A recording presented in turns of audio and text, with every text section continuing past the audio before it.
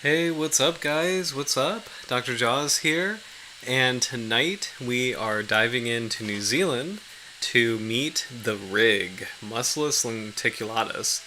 This is going to be a really fun stream, especially since this is the last one actually before I get married, which is kind of wild to think about. But I think this is going to be a very fitting species. It's like a brand new shark.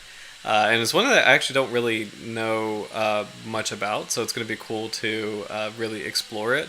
And we actually have some footage of the rig, as well as some cool papers on smooth-hounds in general, and some dive notes. So this is a species that is actually fairly popular with divers. So, hey Howard, welcome back. Hope you're doing great. Hope you had a really good weekend, and I wonder if it's starting to get a little cooler up in Canada. We're definitely starting to see the leaves change a little bit down here. And it's hard to believe because it's still peak shark season here, where the water temperature is still very warm. So we actually have it's kind of peak biodiversity in the Bay Area where we have all the summertime sharks still here, but we start to get a couple of like the winter time species, I guess not wintertime species, but like cold water sharks. Like sometimes white sharks will come into this area, probably around this time of year, and they'll be here, kind of migrating north and south, up and down along the coast as we get into the colder season. But September, long story short, is peak biodiversity for the Mid-Atlantic region of the U.S. So it still feels like summer, but I can see that the days are getting shorter and fall is just around the corner. But hope you had a good weekend. Hope the weather is nice, and just hope things are going well. Um, I am really excited to learn about the shark, so we can actually probably just go ahead and get started with some footage. So let's see. I was surprised to see rig footage, and it's such a cool name too. So we'll rewind all the way back. So this is a clip from Big Fish Expeditions, which actually has a couple really cool videos on YouTube, just of different sharks and diving opportunities with sharks. So, hold on. Okay, there we go. So let's dive in and meet the rig. So, smoothhounds are a really cool group where I always kind of feel like they're this intermediary between the whaler sharks, not this guy. Sorry. Whaler sharks. So that's the species or the family Carcharodontidae, and then cat sharks. The families like Scalaridae, Proscalidae. Smoothhounds are in the family Triachidae, so they have a little bit kind of more body to them than cat sharks, but they still are not quite as like intimidating or large as the whaler sharks. And sorry that the footage is kind of lagging. I think it might be my bandwidth, but we'll pause kind of to let it catch up. But it's actually really a nice opportunity to see the beautiful patternation of spots on the back. And what's cool is that the lateral line also is punctuated by these white spots. So all sharks, all fishes have a lateral line. That's a pressure sensing organ or system on a fish's body. And it's roughly in this location, but it's really cool to see that the lateral line is very clearly marked with these white spots. And then there's this beautiful scattering of white spots in the back. So it's a very pretty shark. Moving very gracefully. Smoothhounds have two large dorsal fins that are about equal in size. What is going on here? There we go. Yeah. Sorry, it's kind of like cutting in and out. So let's go to a different clip.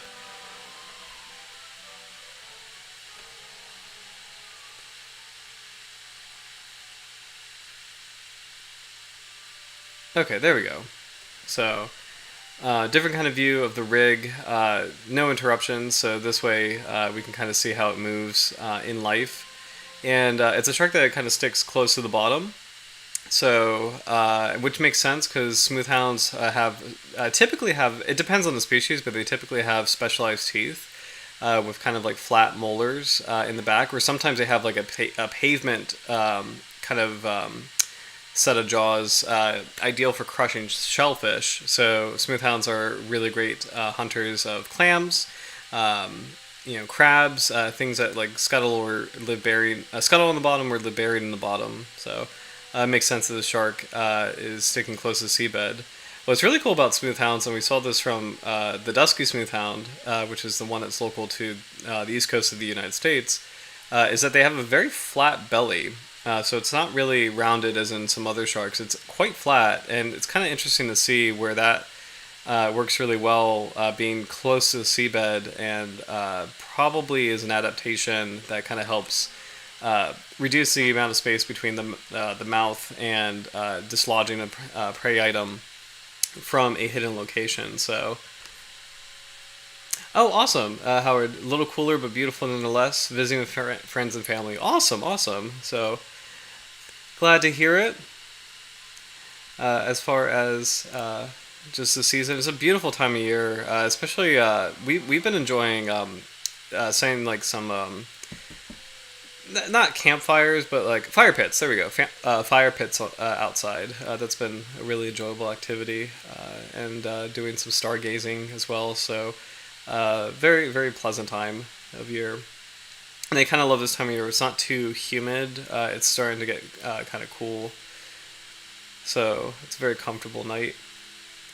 Me too, Howard. Love the patternation as well. Smoothhounds are really cool there's a variety of species that have this cool mix of colors. Some of them are just like the solid gray, like the dusky smoothhound, but that's actually one of the few sharks that is able to change their color from a light hue to a dark hue. Some of them, like the rig, have these beautiful spots. I think there's one that lives in the northeast Atlantic, so that's going to be like Europe. I think that has spots as well. I want to say the starry smoothhound. And then in the west coast of the United States, you have the leopard shark. Triachus semitrasiata has these like beautiful large blotches that kind of have this like really cool like I don't think it is exactly like a leopard-like pattern, but it's a really pretty spotted shark. And then in South America, you have I forget if it's called a striped smoothhound, but there's a smoothhound with these like really cool like yellow racing stripes from the tip of the snout to the tail. So it's a group of sharks that aren't really as popular as some other groups, but actually have a really fun variety of colors. So it's really cool to see with the rig that there's just this unique pattern that distinguishes the species, but is also part of that fun aspect of the family Triachidae that they have a wide variety of colors, or color patterns. It's a pretty robust looking shark too, so a little bit beefier than the dusky smoothhound, which again is the local one that I'm familiar with. So, hey Quackers, welcome back. Hope you had a great weekend. We are meeting the rig tonight. I'm going to try to hop back to that first clip. It's kind of frustrating where it's like beautiful footage, but it's interrupted by this face that's popping up. So, but it's really great footage of what rigs look like up close. So these sharks are just these beautiful spots. It's a great way to kind of see them swimming in a rocky reef environment. There we go. So, great shot of like the smoothhound's eyes too. I'm gonna just kind of rewind a little bit. So I always think like smoothhounds have like these beautiful, kind of almost like gemstone-like eyes. Like they're very like ovate, and usually kind of. There we go. That's a great view of that. So, so they have this like really beautiful color and shape. So they make me think of like gemstones like lapis lazuli or amethyst or like opals or something, and they're very reflective eyes. It's actually really cool that pretty much all smoothhounds have. Oh, Roy, welcome back. Oh my gosh, it's been a while. Welcome back to the stream. Hope you're doing well. Yeah. Oh my gosh. I love Quackers getting extremely excited. Also, I'm glad you had a busy but good weekend. I'm glad it was a good weekend. So, oh my gosh. But glad to see you back, Roy. I'm especially happy that this is the last stream I'll be doing before I get married. So, and I'm taking like a break next week, so we won't have a stream next week. But I really appreciate you being here for the last stream of being single, so or being a single taxpayer. Oh my gosh! So, um, that's good to see you too. Hope things are going well. And this is a really cool shark to come back to. So I've never heard of the rig before. This is the first time I've heard of this species. It's a special kind of smooth-hound that lives in New Zealand. So I'm really excited to learn more. So and we'll leave this person alone. We're, I think we've bothered that face long enough. So anyway, thank you, thank you guys. I really appreciate that. Thank you so much. Yeah, last single taxpayer party. Oh my gosh. Yeah. Oh my goodness. That sounds. Now that I say that out loud, it sounds quite boring. But thank you, Howard. I really appreciate that. Thank you. You guys have been so awesome too. It's really really fun to do the streams together, and it's fun to just kind of like celebrate this moment together. So thank you guys. I really appreciate your support and understanding for next week too. And I will come back in 2 weeks with a surprise shark. So it'll be a fun new stream where it's going to be kind of like a mystery topic. So I'm very excited for that. So this species of smoothhound, Mustelus lenticulatus, rig is like the popular name for it. The proper name for it is spotted estuary smoothhound, but rig sounds a lot cooler. If I'm being frank, rig just sounds really cool, and I'm actually really curious to learn where it got its name, the rig, from. So we'll find that out. But Fishbase says the term mustelus is Latin for weasel, an ancient name for sharks, possibly referring to the pointed snouts, swift movements, and a rapacious feeding behavior of smaller predatory sharks. And then lenticulatus is Latin for freckled, referring to the peppering of white spots on the upper sides. So we could probably see some beautiful photos like this one from our good friend Annie Merck, laswodiver.com. So gorgeous species. Actually, this is a really cool shot. So in that video that we saw that the pupils were very small. In this clip right here, it's a great view of the pupils being dilated. So sharks, just like humans, their eyes can dilate or contract, maximizing light or letting a little bit of light in. So it's really cool to see the changes in the eye shape, and it's especially fun seeing them for like the bigger sharks, where they can actually have this like raptor looking look, or like the classic Jurassic Park raptor with like the slit eye. Some sharks actually can have that look to them. So I think silky sharks have that look in particular. That's one I think of, or sandbar sharks even can have that look. So but it's really cool to see that the rig has dilated pupils in this shot. So this was probably taken at deeper water. So rigs, being smoothhounds, they actually do have the nictitating membrane, so they can actually protect their eyes with that membrane if they get close to a prey item. Let's see what else we could see in this photograph. Like the videos, we can see that this individual is sticking very close to the seabed. Smoothhounds have flat bellies, and actually this really cool snout where the bottom is flat. The top is a little bit more rounded with these kind of like crests above the eyes. In the rig, the crests seem actually a bit more subtle, because in other smoothhounds, the crest seems a little bit appear to be more prominent. And like I said earlier, this seems to be a larger kind of smoothhound compared to the dusky smoothhound. It actually looks a little bit. I feel like leopard sharks probably are the largest as far as the smoothhounds go. They seem to be kind of like the beefiest, but this shark actually seems to have a little bit of weight to it. The two dorsal fins are tall, pointed, but equal in size. So that's one way you could tell smoothhounds apart from other kinds of sharks, where the whaler sharks will have a large first dorsal fin, but a very small second dorsal fin. And then the cat sharks have small dorsal fins, usually very far back in the body. But smoothhounds, they have large dorsal fins. Usually at the midpoint of the body is the first dorsal fin. The second dorsal fin is actually very, very large compared to the size of the anal fin. So it's really different versus the whaler sharks, like the carcharidids. Carcharidids have small second dorsal fins, and they're usually about the same size as the anal fin, too. So again, the lateral line has the white spots kind of marking its location, which is super cool to see. You can actually even see a bit of the line's raised texture here. So it's not just that the line is spotted, but you can actually see it being raised along the body. So again, this is where the pressure sensing organs or pressure sensing system of the shark is located. So, yep. Let's see. Oh, cool. Rory, great question. So I think so. There is a starry smoothhound. There is a shark known as a starry smoothhound, but I think the rig is a different species. But let me look up. I'm going to check out sharks of the world. Let's see. Starry smoothhound. Where are we? I know exactly. Oh, there we go. Yeah, Mustelus asterius. So that's actually a different species, and that lives in the North Sea and the Mediterranean.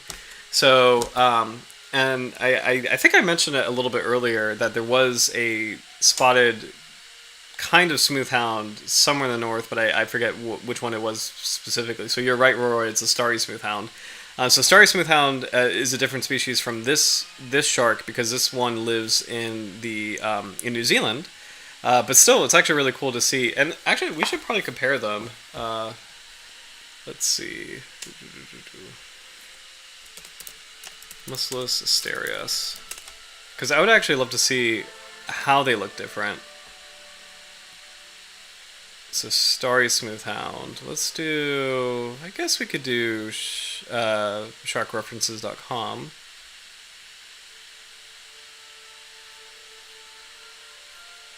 There we go. Okay, actually, this is really cool because that's actually a lot more similar than I was expecting.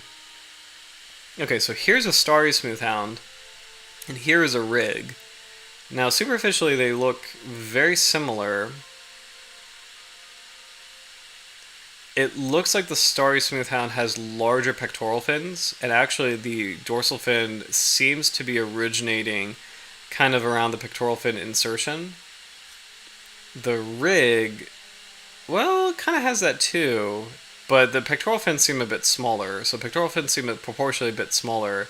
The dorsal fin still is kind of located around the insertion as well, so that's actually pretty similar. Starry smoothhound has the same thing. It has a white lateral line. So actually, Roy, you're absolutely correct. They look extremely similar. Like these two sharks look so similar to each other, and they're probably closely related too. I don't see any meaningful difference in the spots because they both have the lateral line with a continuous stream of spots and then a peppering of spots on the back. I don't know if this is just this individual, but it looks like the rig has kind of like this cool crescent, like the spotty crescent right here. And the starry smoothhound doesn't seem to have that unless it's a bit of a blurred photo. The head seems a little bit more robust too. But still, those are very close looking sharks. That's really. I'm actually quite surprised how close they are. So, yeah, that's really cool. Oh yeah, Sorry. Oh my gosh. Quackers, hopefully we don't go down another slippery slope like the boat eared ass. Yeah. Oh gosh. Obsessed with this. I think, was that last stream that we found all the naughty fish names? I forget, it was either last stream or the stream before, but we went into this tangent of like naughty fish names, like weirdly named fish. So Howard, 100% agree. It is a beautiful shark. Both are really, really beautiful. And quackers, they live in different regions. So just kind of catching up on the comments. So the rig lives in the southern, like South Pacific in New Zealand, And then the starry smooth-hound lives in the North Atlantic, kind of in the North Sea and the Mediterranean. So very different distribution, but still very similar looking species. Roy, definitely agree. They both kind of do look like sturgeon a little bit, and that's a great observation because sturgeon also have flat bellies. They also have underslung mouths, and they also feed on invertebrates hiding in the substrate. So they, even though sturgeon and sharks are very different kinds of fish, and they're very different or groups, completely different classes, they actually still occupy similar evolutionary niches. So, quackers. I'm curious if similar environments lead to similar looks. So that's actually a really cool observation. And the peppering on the back probably helps kind of mimic the seabed, where we have, you see like in this photo, you can actually kind of see it, where you have little bits of shell. Like maybe the peppering on the back kind of helps break up the shark's shape, so that if there are predators from above, they might get confused with other items in the seabed. So, but yeah, I wonder what specific environmental pressures led to the similarities. That's a great question. So, because if you think about it, I think, well, both. I mean, New Zealand and the North Atlantic, like the North Sea and the Mediterranean, they both have a wide diversity of geography in their seascapes. So you're probably looking at a mix of estuaries, which have like kind of murky water, and then rocky seabeds, which probably have like the peppering of shells, like white shells on the seabed against a dark substrate. So that could be a part of it. What's interesting too is when thinking about other spotted sharks, I could think of pike dogfish, which is like the world's most famous dogfish, also has white spots in the back. And then Atlantic sharp-nosed sharks, which is a completely different group, also have white spots in the back. So it's kind of cool to see that white spots show up in sharks in multiple branches of their evolutionary tree. And like related to that, there's actually quite a few fish that have, like bony fish that have white and black stripes, which is interesting because that's not something like it could be very different branches in bony fish tree, but they have white and black stripes, and they've evolved those independently. So I don't know. I think it's probably, I'm kind of going on a tangent, but I think the white peppering on the back probably has to do with camouflage and probably mimics the seabed. And the seabed in New Zealand is probably similar to the seabed up north, which is why these two very different sharks have succeeded with this kind of pattern on their back. So that's kind of my guess, but I'm not 100% sure. Maybe, hopefully, as we get into some of the research, we'll learn more about these, well, the rig, but maybe the starry smooth-hound might be mentioned as well. So, but these are great questions. These are awesome questions. So. Let's see. So for the rig, it lives in 0 to 860 meters, usually 0 to 400 meters. So that's sunlit zone and a little bit of the twilight zone. Biology: found on the insular shelves, often close inshore, feeds on crustaceans, especially crabs. So it makes sense because they crabs are typically bottom dwelling. Sometimes crabs will be free swimming, but usually crabs are bottom dwelling, so it makes sense that the shark is spending most of its time on the bottom hunting for crabs. Makes seasonal inshore-offshore movements, makes extensive coastal migrations with one tagged female moving at least 1,160 kilometers.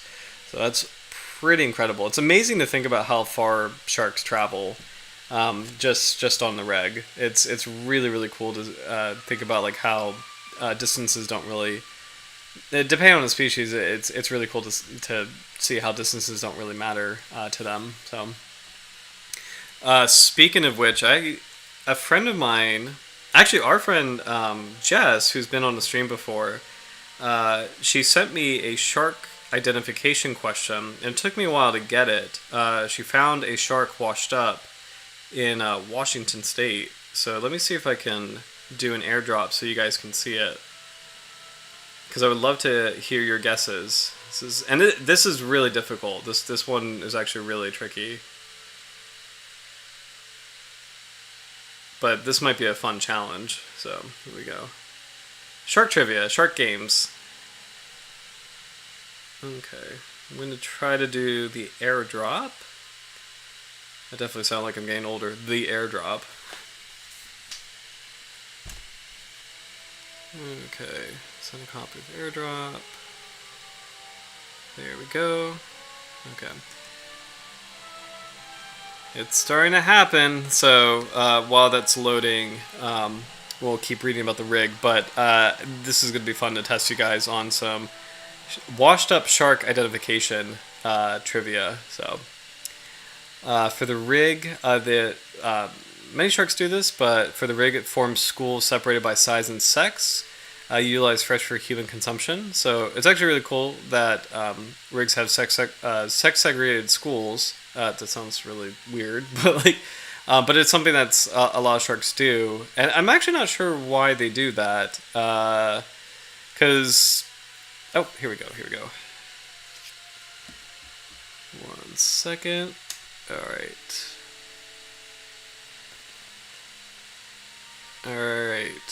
Perfect. Okay, here we go, guys. We're going to put a pin in the rig for a second. So this is advanced shark identification. So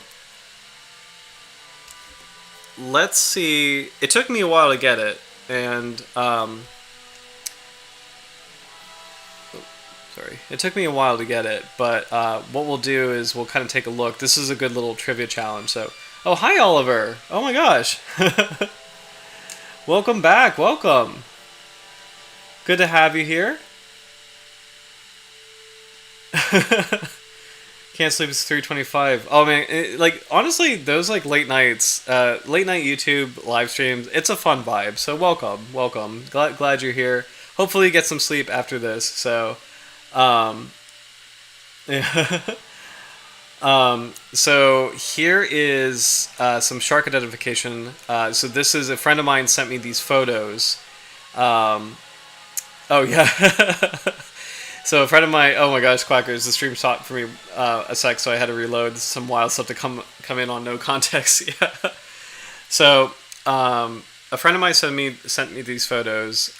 These are photos of a shark that washed up in Washington State. So this is the Pacific Northwest, west coast of the United States. This is an area that is famous for having orca whales. So there are no great white sharks well, there shouldn't be great white sharks in the area. I don't think there are, actually, because orca whales hunt them. So no great white sharks in the area. It's a pretty shark light area because of the whales. They kind of are the apex predators of the Pacific Northwest, so they kind of actually do select against sharks in that area, which is really interesting. But still, we had a shark wash up, and I'm going to take a look at 3 photos, and I know the answer to this, so I want to give you guys an opportunity to apply shark identification, see if you can guess what this species is. So the first thing is the location is Washington State, and this is really difficult. It's actually a really great example of how specimen damage can affect identification. So, and there's one photo that's going to help give it away, which is this one. So, because you get a nice shot of the teeth. So, the first kind of clue is that it's Washington State. The second clue is the tooth shape. This individual actually has fairly unique teeth, so it's actually a pretty unique tooth shape that... Oh! Roy got it! Oh my gosh, that was really quick. Roy, well done. Oh my gosh. Woohoo! Yeah. Okay. Just gonna type woohoo. Roy, congratulations, you absolutely got it right. It is a blue shark. And you actually got it a lot quicker than I did. This one really threw me for a loop. But But there's a couple giveaways. So the first one is a location where this shark looks a lot like a carchariniform. It looks a lot like a kind of whaler shark. Oh, soupy shark is a good guess because it's like it definitely is a carchariniform shark. It kind of has some of those characteristics, just kind of like the smoothness of the skin, the way the caudal fin is shaped, kind of makes you think of carchariniforms. But what's interesting is that there's only one Carcharinus that lives in Washington, and that's the dusky shark. And this is not a dusky shark.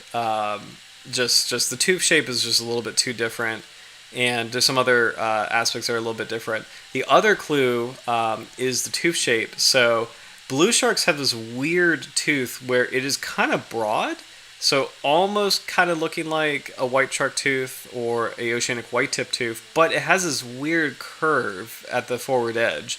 So if it's a broad tooth with like this weird curve, it could be a variety of species, but it's a characteristic shape of blue shark teeth. So you've got that going where the tooth shape is a really great indicator of like, okay, that's a blue shark.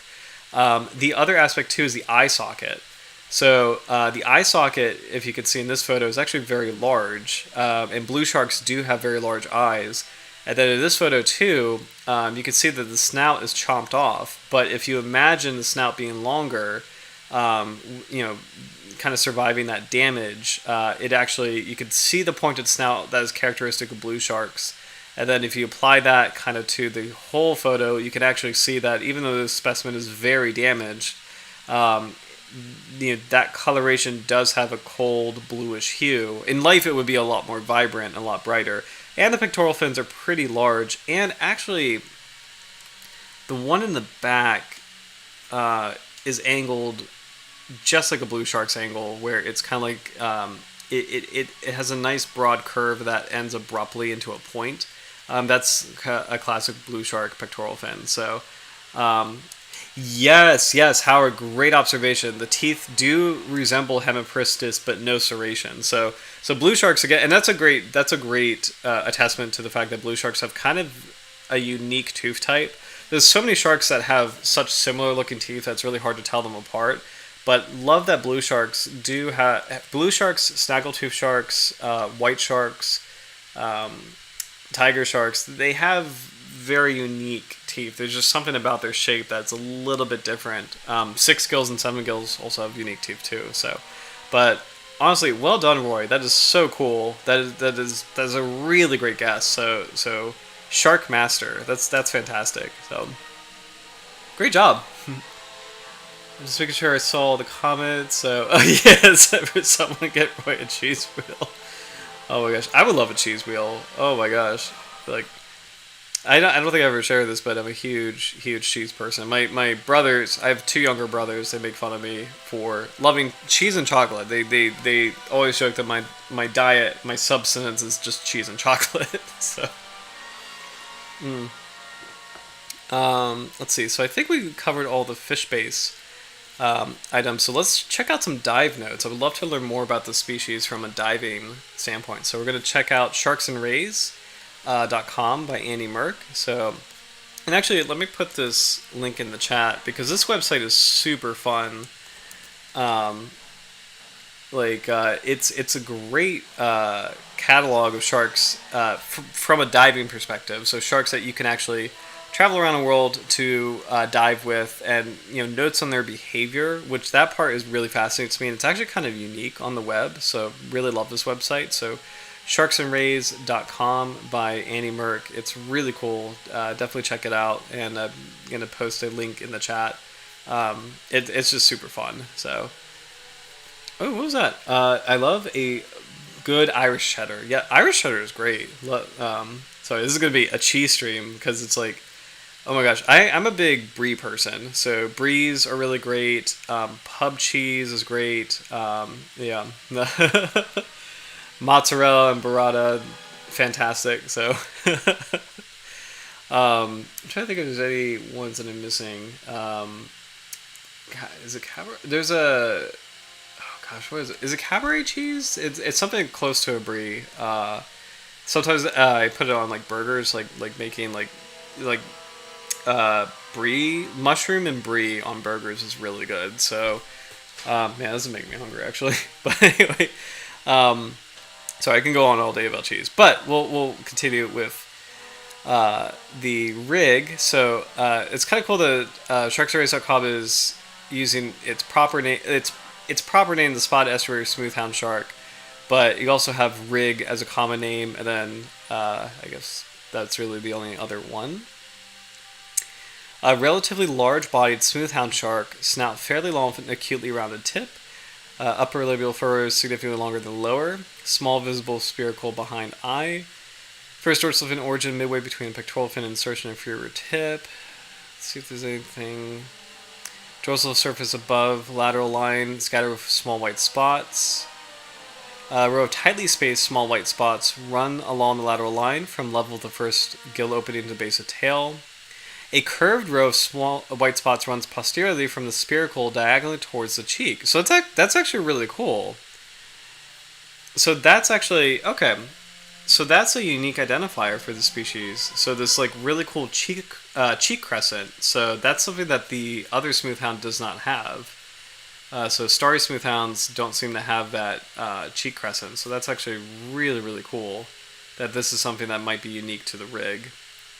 And it's such a beautiful marking, so unique among sharks as well. So maximum size about 135 centimeters, so 1.3 meters. So that would be like 4 feet roughly.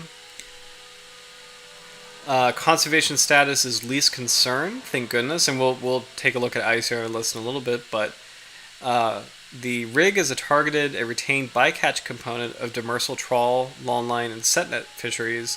Although it is fished commercially and recreationally, strict quotas are enforced. The population appears to be relatively robust and stable. This is a beautiful photo of a rig. There we go. Well, I love the angle on it. Also in deep water, you can kind of tell by the dilation of the pupils. The spiracles are very small. Which is pretty interesting because we've seen a lot of sharks with large spiracles. Some sharks don't have spiracles at all. They are a derivative of an ancient gill slit. Like they're kind of like this highly modified derivative of gill slits, and I think their purpose and their function is to help aid in breathing, but some sharks don't have them at all, and it's I think typically, if I remember correctly, the sharks that are very active swimmers don't really need them.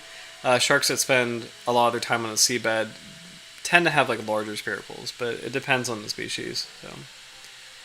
So, beautiful shot of the rig. It's really just great to see all these like fun, subtle features of like what makes the shark really beautiful. One thing I'm noticing right now is like look at the white demarcation. So the belly is white, and you can see the white fringes on the fins. So very subtle, but very beautiful coloration in that way. I'm actually curious if this shark, like other smoothhounds, is able to change color, because dusky smoothhounds can make their skin darker or lighter depending on the substrate. So it'll be kind of fun to see, because the base color looks a lot like a dusky smoothhound, so I'm kind of curious if the rig has a similar ability.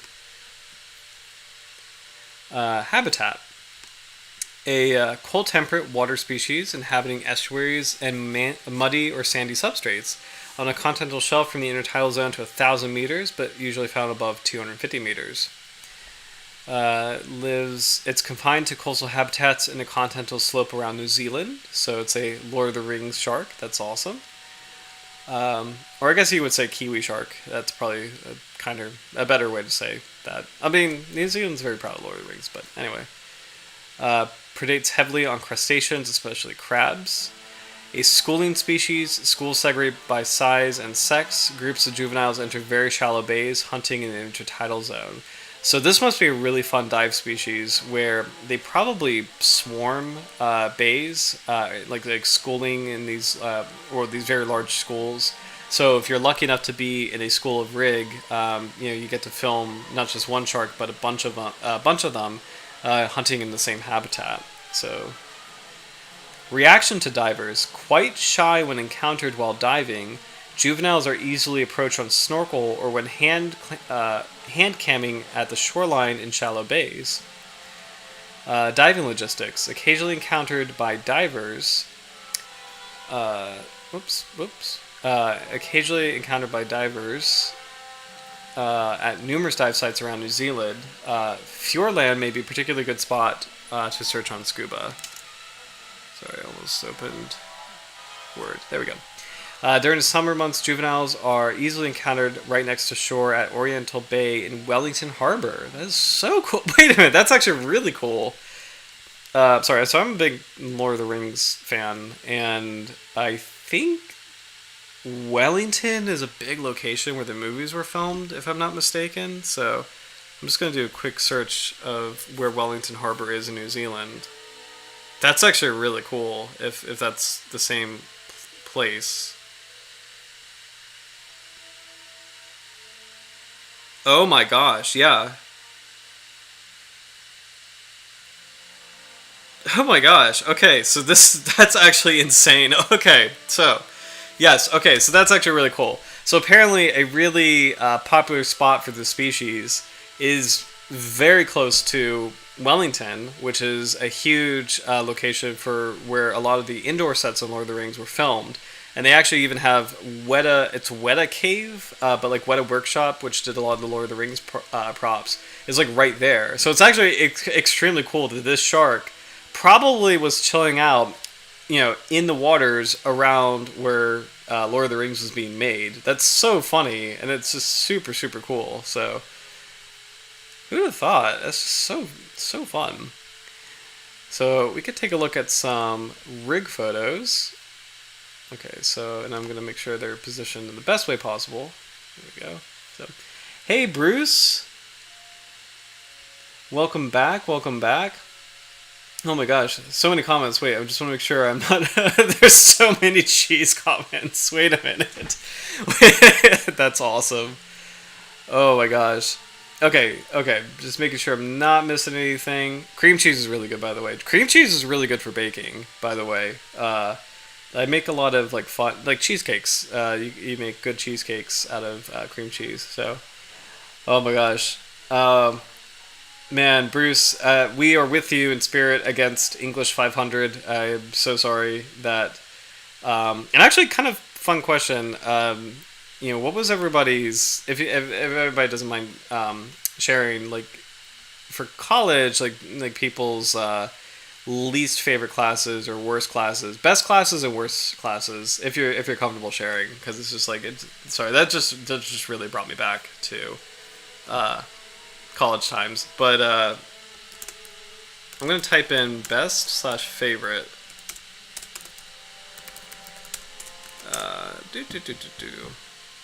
Would be marine biology, and maritime archaeology was a lot of fun. Conservation biology, which is kind of it's obvious. This is kind of obvious, these. So my favorite classes, obviously, they do line up with the entire channel. So and just all that I do with sharks: marine biology, maritime archaeology, conservation biology. Those were my absolute favorite classes in college. Worst, econ, chemistry.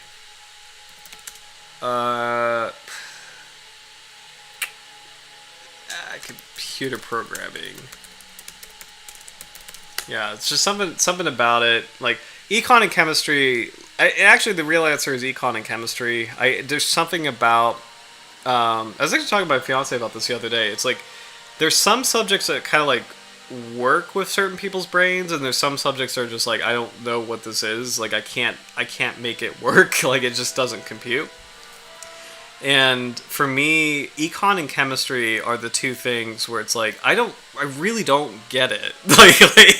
As far as you're showing me this graph, you're showing me supply and demand, you're showing me how these elements convert, and I don't get it. I don't know what it is about those subjects. It's just the way they're explained and the way that my brain works. It's terrible. you know, it's it's I yeah, I just awful. Computer programming was my fault because I took too many credits one semester, and it was just a very difficult subject. So I think the subject itself wasn't bad. It was just was like I squished too many things in. So Quackers in my first semester. So worst has been tech writing because it feels like busy work. Phase have been genetics and Chem 2. Very cool. My fiance loves chemistry. Ironically, like I'm terrible at it, but she loves chemistry. My first lab this week. That's awesome. Oh my gosh. Yeah, this is so dumb, but like I forgot that this is like the new semester, so super fun time. I have to do gov, and I actually hate history classes. Thank God I never had to do econ. Yeah, it's I really they were like they weren't bad. It was just boring in the subject I really didn't understand. So I think I bombed computer programming. Econ I got by the skin of my teeth, but it's just like I don't know what it was. Just something about it. It was like nah, it just doesn't compute. But I aced marine biology, so so I will proudly walk away with that. So spot estuary, or sorry, the rig, so also known as spot estuary smooth-hound shark. Really cool to see how low profile it keeps in the water column. Just basically hugging the bottom. Cruising, looking for prey. Really like this shot. And you can actually see a little bit of a bronzy sheen to the pigmentation as well for the base of the. Oh, actually, look at this one. So this actually even has like a purplish hue. So this is such a wonderful example of, and I feel like this applies to most shallow water sharks. Maybe not the deep water sharks because they're usually strictly black or brown, but shallow water sharks, they have an iridescence to them, and it's very hard to kind of like describe. It's hard to capture in art, and it's hard to even capture in like photographs. But when you see like a shark up close in real life, there's just something. There's this like subtle iridescence to them that's just like, just makes them just appear like full of energy, like just like full of this like this. It's like when you see a shark like shimmering in the sunlight, it's just so cool. When I worked with smaller sharp-nosed sharks, that was one of the first things that really struck me was that a healthy individual had these like really bright, vibrant, iridescent hues to what otherwise would be like a gray back, and their eyes are just like brimming with just like energy. Like there's just something about a shark's eyes that are just like so. I don't want to say like furious, but like just supercharged. There's like something so like electric about a shark's eyes. They're just so beautiful. So it's really cool to see in this photo. You can actually have kind of like a view of the iridescence, which is characteristic of most shallow water sharks. Kind of have this. Probably the most obvious would be the blue shark, which we were talking about just now. Blue sharks have just such a gorgeous hue to them. And then when sharks get stressed out, or if they are, if a shark is deceased or stressed out, their colors fade. They darken. The stress hormones that they produce kind of create a chain reaction that darkens their color. So if you're actually working a shark up on the boat, that's one of the things that you have to look for is how's the color looking. If it's bright and vibrant, the shark is still doing okay. You can probably take more measurements or implant a tag or whatever you need to do. If the shark is starting to darken in color, it means it's very stressed out, and you really need to put it back in the water like right now. So it's really cool to see the iridescence. I love that this photo captures it so beautifully. So this photo too, you can actually even see iridescence within the spots a little bit. So it's so pretty. So oh my gosh. Oh, Howard, I loved all my post-secondary educational. Some of my trade courses were rather dry. It's really cool. I mean, and what's really interesting is like trades. I mean, they are so valuable, and I think we're seeing that. I mean, it's always been there. Like their value has always been there. But that's actually really cool. Like as dry as they are, they're so such a vital skill, honestly. So. Oh, I love the spelling of purple. Oh my gosh. Bonnie Deep Sea Edition. Looks fast standing still. That's a beautiful way to describe it, Howard. 100%. That's a great way to describe it, actually. So, we have. It's actually a nice shot of two individual rigs kind of swimming by each other. Nice little shot of a rig swimming away. I wonder how deep this water was. It either looks like a night dive or it probably was a night dive, honestly. So, really cool shots. And I love that these photos do show like the crescent, like kind of like this cheek mark. I didn't realize that that would be an identifier, but I really appreciate that the website did confirm that. So, very cool. Diving logistics, we already covered that. So, yeah, very cool. All right. Let's check out some conservation. So, oh, cool. Oliver, this is a great question. How are the ethics with taking a shark out of the water for scientific measurements? So that is an excellent question, and I think the best way to. So fantastic question. I'm gonna have a rig in the background because I might take a while in responding. Oh, Roy definitely agrees. Smooth-hound fins are underrated, but I love them. They are super cool looking sharks. I do love the sharpness to them. It's like this weird balance of sharpness and smoothness. Mm. But so Oliver, to answer your question, I think the best starting point, and it's multifaceted. And also, I'm listening to Indiana Jones and the Great Circle, and the music is starting to get a little dramatic. So I thought it'd be kind of fun adventure vibe. So if the music's going goofy, I apologize. But anyway, as far as like the ethics go, there's multiple layers. So the first layer, and this speaking for myself,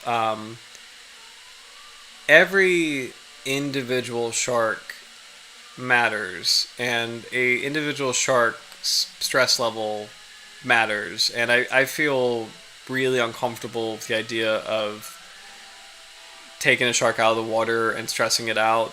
If you're fishing for it or if you're working it up for research, anything that you're doing that is not part of the shark's normal life, I feel really uncomfortable doing that, because it is something that stresses the animal out, and it's just that's a fact. It's like it's going to stress the animal out. It's not what it wants to do, and that's something that I respect and care about a lot. So that's like the first layer, is that I don't want to do anything that stresses a shark out, and there's that.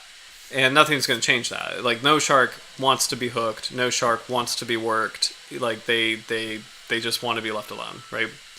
The second layer is there are so many sharks that are being just hunted and killed for either an actual commercial fishery that is... I love those comic quackers. So they're being hunted or killed either for an actual commercial fishery that it could be a source of protein, or it could be shark fin soup stuff, which is horrible. Or more likely and more often, actually I should say more often, because like commercial fisheries are serious in there. But also, there's bycatch where sharks are not being targeted. We're not trying to fish for them. We're trying to fish for like tuna or swordfish or something, but sharks accidentally get hooked and they perish, in that scenario. And the numbers of sharks being killed in fisheries is just astronomical. It's so huge. So that brings me, and it's just like wasteful killing. It's just like, it's either if it's for protein of a community, because there's some countries that don't have another source of protein. That's one thing, but if it's like selling a product as like a curio or for something that's just silly, because I think like there's some shark products that like there's some shark products that are just nonsense. The best example I have is shark cartilage as cancer fighting agents. That is a hoax, and that was something that was disproven, I think, a couple decades ago. Um, but anything like that, it's just terrible, and the amount of sharks being killed is horrible. It's an unbelievable number. So that brings me to the third layer of the ethics, which is when you compare the proportion of sharks being killed for fishing versus the number of sharks being landed for research, and they're not even landed, like the number of sharks that are actually being worked on for research and what the research is trying to do, it ultimately kind of serves the greater good as far as the shark population goes. The specific example is the long-lying research surveys that marine biology institutions like the Virginia Institute of Marine Science, VIMS, or University of North Carolina, Chapel Hill, they both have long-line surveys. What these do is that they catch a very small portion of sharks, and they are able to kind of extrapolate the rate of their catch to what they think a shark population is undergoing. So, it's kind of like basic statistics where, say, I'm trying to think of a good way to describe this. If, say you have like 10 hooks and one of them gets a shark, and 9 of them get like these bony fish, you could say, okay, the shark population is like, there's, for every 9 bony fish, there's 1 shark. So I don't need to set 100 hooks. I just need to set my 10 hooks and capture this 1 shark, and that's like my dipstick to the bigger shark population. It's my indicator of how proportional the shark population is to other animals in the ocean. It's kind of a bad example. The point being is, like, scientists are not doing these massive operations. Like, they're not doing huge fishing operations. They're just taking little samples of sharks and using that as an indicator of what the bigger population is doing, so that they can help inform management decisions and help inform, hey, this shark species is actually crashing. We need to put protections in place. And that has actually happened. We've documented, thanks to good research, we've documented a huge population decline of sharks in the 80s and the 90s, and it's helped create some protective measures and help establish some species like the great white or the sandbar shark or the dusky shark as endangered or protected species. So, oh my gosh, yeah, I'm going to get to the comments in a little bit. So overall, like, I guess when you kind of take those layers all together, a scientific research cruise that's either like satellite tagging a shark or catching a shark in a long line, taking data and releasing it, do they bother the sharks? Yes, they do. Like they stress the sharks out. Sometimes they accidentally kill a shark. That happens, where it's just the shark's been on the line too long, or the stress level is too high. It's not successful. It's not a successful release. That is not the goal, but it does happen, and that's a reality. Is that that hurts that individual shark. It stresses that individual shark out, and it actually kills that individual shark in some cases. And like that's something that I personally don't like.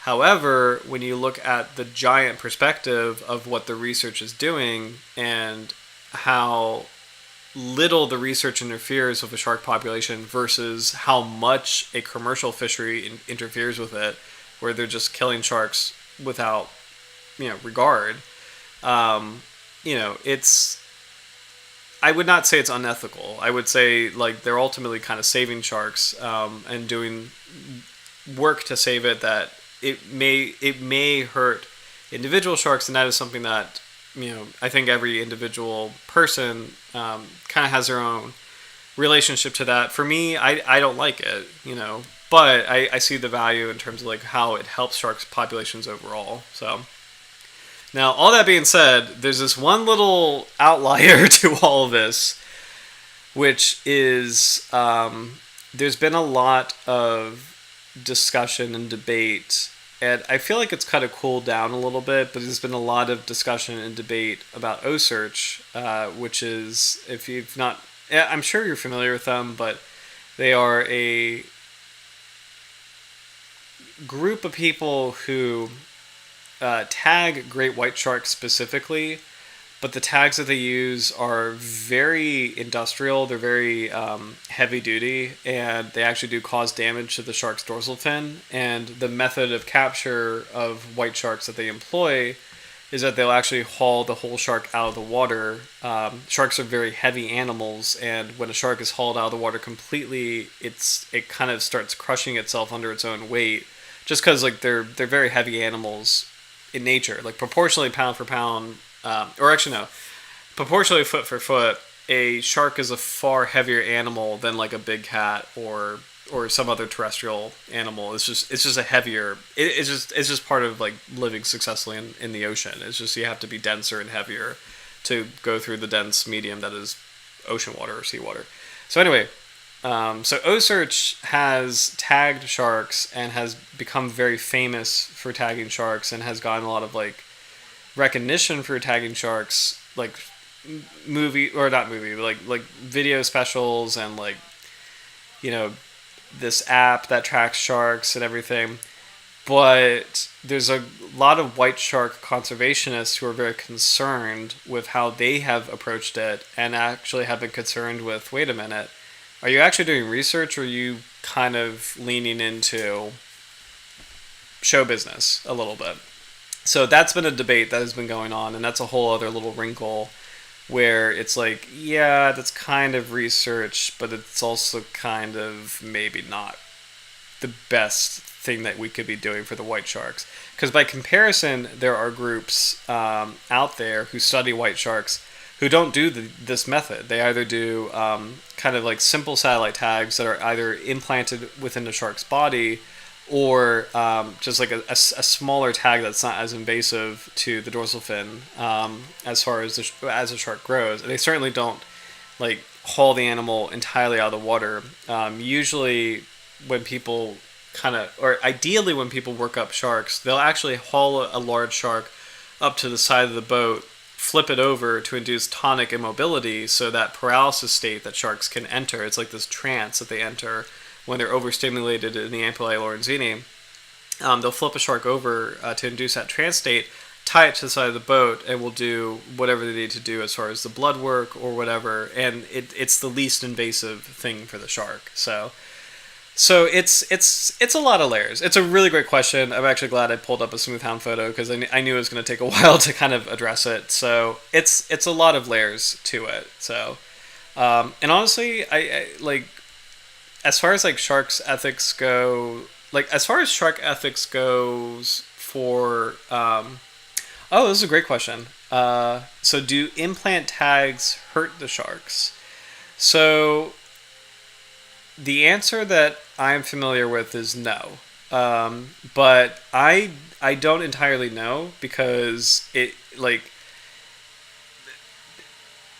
and I'll explain that in a little bit. So I think the correct answer is no, it doesn't hurt them, because sharks do have a body cavity kind of in their belly that you can put a satellite tag in. Like there's a variety of different tags, but you can put a satellite tag in and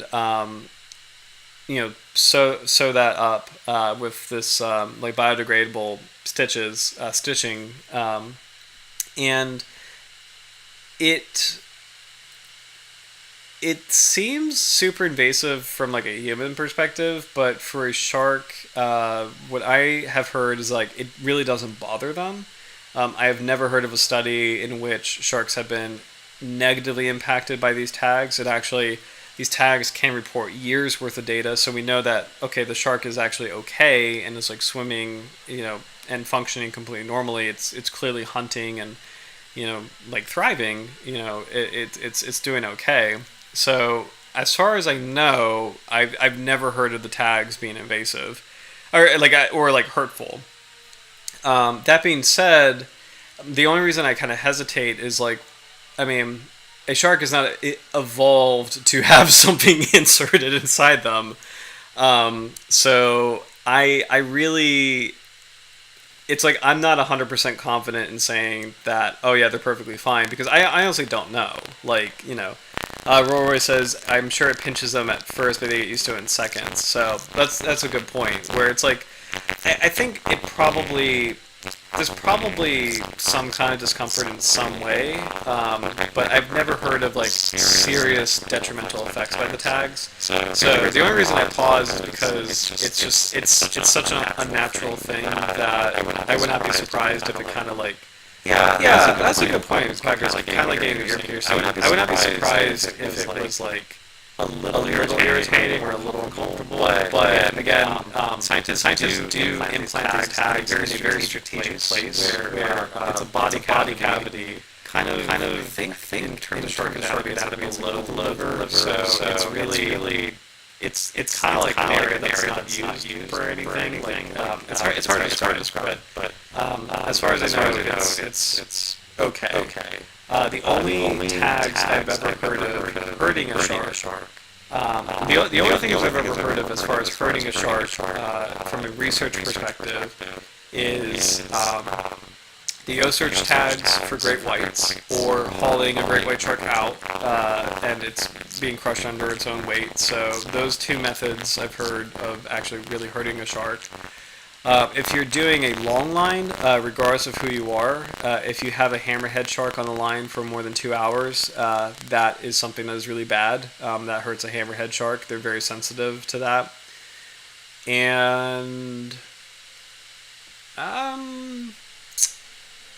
I think that's it as far as like actual things that have like research methods that have like demonstrably hurt sharks. Or if you work a shark up too long out of the water, which is kind of like a no-brainer, but like, you know, if a shark has been out of the water too long and, you know, you release it and it's not doing well, you know, like being too long out of the water, using an O-search tag, hauling it out of the water, holding it by its tail, that's also a big no-no, because sharks are very sensitive, where that can actually hurt their vertebrae. So you do not want to hold a shark by the tail. You actually want to, as best as you can, hold a shark by the jaws, or you hold it by the belly with another individual while keeping an eye on the jaws, because sharks are so flexible that they can wrap around and bite you. I had a colleague who actually was bit by a lemon shark because she did not have, and it was her mistake, but she didn't have good sight lines on it, where she kind of underestimated where her hands were versus the shark's positioning, and the shark wrapped around and bit her. So you have to be very careful, minding where the bitey bits are. But ideally you do not want to hold a shark by the tail, because it actually hurts them. So, and you do not want to hold a shark by the gills, because the gills are also very sensitive too. So that's all I know about that. But these are great questions, Oliver. I really appreciate them. So let me make sure I catch up on the comments. I think Howard mentioned shark vertebrae once used to build canes, which is kind of wild to think about, because, you know, like you would think that they're just, that sucks, and you would think that would be like very, and actually that's the first time I've heard of that. It's wild. You think that would be very brittle too, just because it's the cartilage, but wow, it's wild. So yeah, I appreciate, so a couple comments, not liking O-search, and I agree. At first they seemed really cool, but it's just like, I think when people started to kind of realize what they were doing, and in comparison with, I want to say it's Greg Skolmel is more of a kind of a classic white shark scientist. Let me make sure I got that right. I just need to look up what he looks like. I think it's Greg. Let me make sure I got this right. Yep, Greg. So Greg Skolmel is a pretty famous white shark scientist, and he actually does more of a traditional research, and actually tags sharks in the traditional way, where they're not hauled out of the water. They are like either like the most interesting one is like he'll kind of spear the base of the first dorsal fin with a pop-up tag, or a satellite tag. So you can also bestow a blown kiss on a shark's snoot. It might bite your face off otherwise. You could do that, depending on the species. That may or may not be successful, but that is a method. So I will say that same person. It was super fun when there was one day when we did like the shark tagging. We caught a butterfly ray, which is a really beautiful kind of ray where it's I guess it's technically a stingray, but it's actually I'll just look it up. Butterfly ray. But she was squeeing. Like that's one of the first marine science squees I've ever heard. Oh, not butterfly. I know what that is. Butterfly ray. Yeah, these are really cool animals. So there we go. This is a butterfly ray. So they're very interesting looking elazabranchs. So really beautiful, enormous fins with these like little tiny tails. So they're very cool. But she caught one. That's actually a nice photo of a little one because it looks like a pancake. But she caught one on the cruise, and it was just like so excited to see it. So she was squeeing up and down because they're not very common, at least in the Chesapeake Bay. So. But it's a really cool group of rays, and like look at this one. These sometimes can get pretty big too. So, but let's learn some conservation with the rig. So, a butter chicken. Oh my gosh. So, rig, Mustelus lenticulatus, least concern. And let's see where this guy is, because I think it's actually really cool to see that this is basically New Zealand's shark. So all around New Zealand, and New Zealand has pretty good shark conservation. I feel like they're actually pretty good about.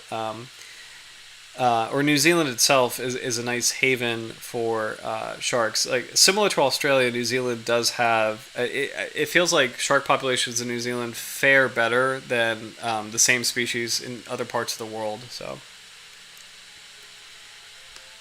rig is known from coastal continental shelf in slope waters over soft sediments at depths of 0 to 1,000 meters, but is uncommon beyond 250 meters. It reaches a maximum size of 150 centimeters total length and may live 20 years or longer. Males mature at 85 centimeters and between 4 to 6 years of age. Females mature at 100 centimeters and between 5 to 8 years of age. Size at birth is 25 to 30 centimeters. Reproduction is lithotropic viviparous. Let's look up what that means. So viviparous is live-bearing, lithotropic. Lycothotropic.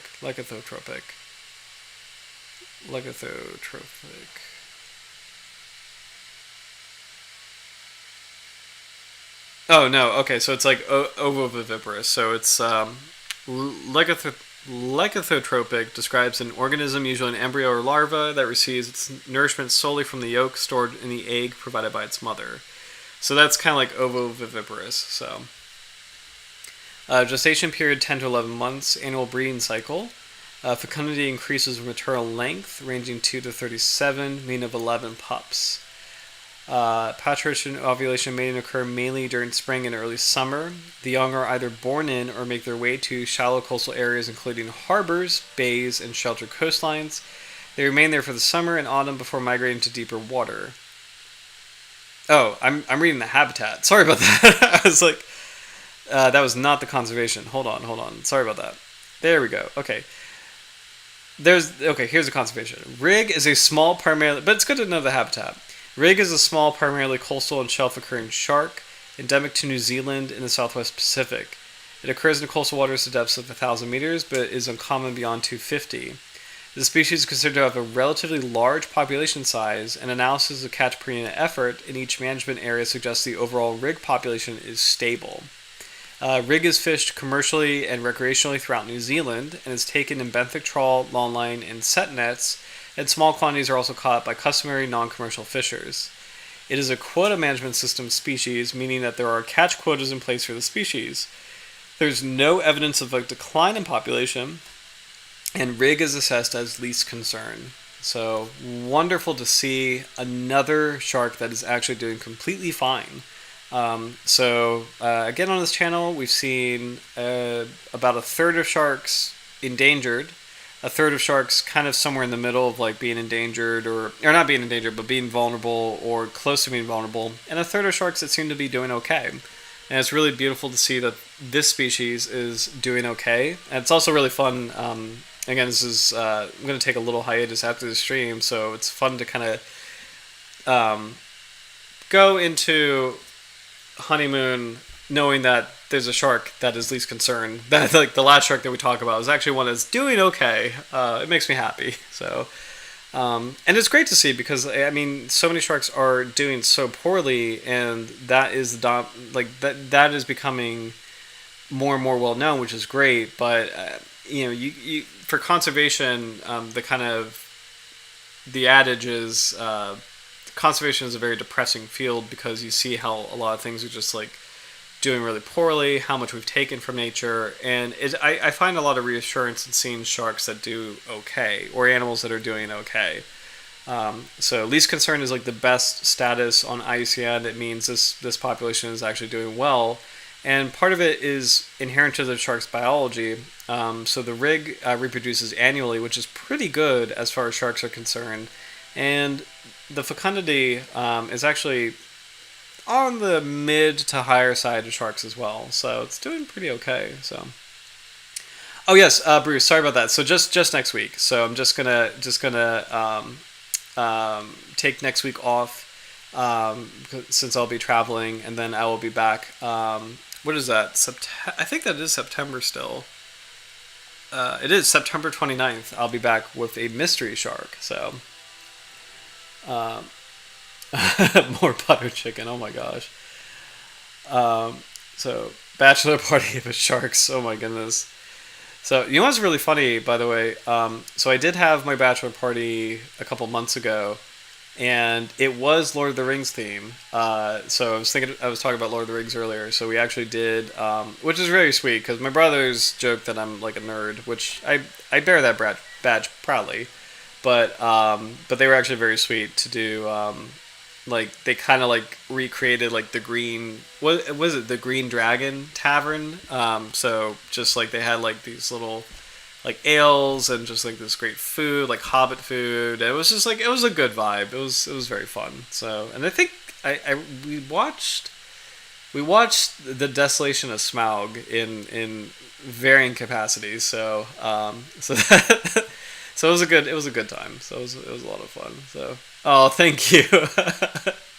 For real, nerds are fun. Nerds are super fun. So just like, and actually my alma mater, which is the College of William and Mary in Virginia, it's kind of infamous for being like a nerdier school, and it was a lot of fun, kind of for that reason. So. Big Pokemon people, Game of Thrones, Lord of the Rings, Star Wars, Avatar, super fun time. So, yeah. But let's see if we might be able to get some jaw sets of the rig. So let's see. This is sharkreferences.com, which is a fantastic go-to website for shark research. And actually, we've got a lot of interesting common names. So this is very confusing. This shark can be called the gummy shark, but that's very confusing because there is a gummy shark that is a different species. Yeah, I would advise not using that name. Right, okay, so there is... Oh, wow. Mustelus antarcticus. Let's take a look at that. I think we actually were talking about gummy sharks last week.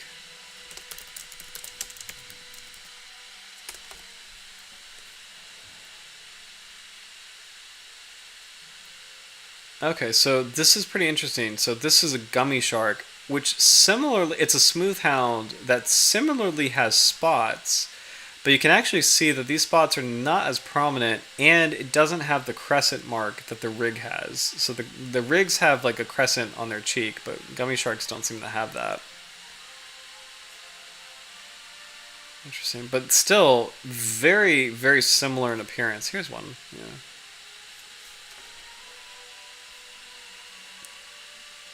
Yeah, this is tricky. So now there's 3 species of shark that have the spots on the backs. 3 species of smooth-hound that look so similar to each other. So the rig, the gummy shark, and the starry smooth-hound. So this is probably advanced shark classification or shark identification. It's really hard to tell these apart. So again, the rig has the crescent. So if it has a crescent, it's probably a rig. So smooth-hound, spotted dogfish, spotted estuary rig, spotted estuary smooth-hound, spotted smooth-hound. No photos, unfortunately. So I thought there would be some. So I think, oh, this is going to be really cool. I think what we'll do is probably, yeah. Oh my gosh, wait a minute. Yeah, study from a math test tomorrow. She asked about rig sharks. We will pass. Oh my gosh. Oh, Oliver, it's awesome. I'm up at 4 a.m. watching a shark stream. I'm a big nerd.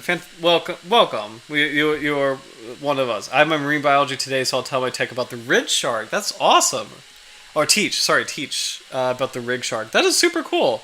I think they'd be very impressed because rigs, at least in like the like North America, this is the first time I've ever heard of a rig. Like last week and this week, which is the first time I've ever heard of one, as far as sharks go. So yeah, I think they would be very impressed, or they should be impressed.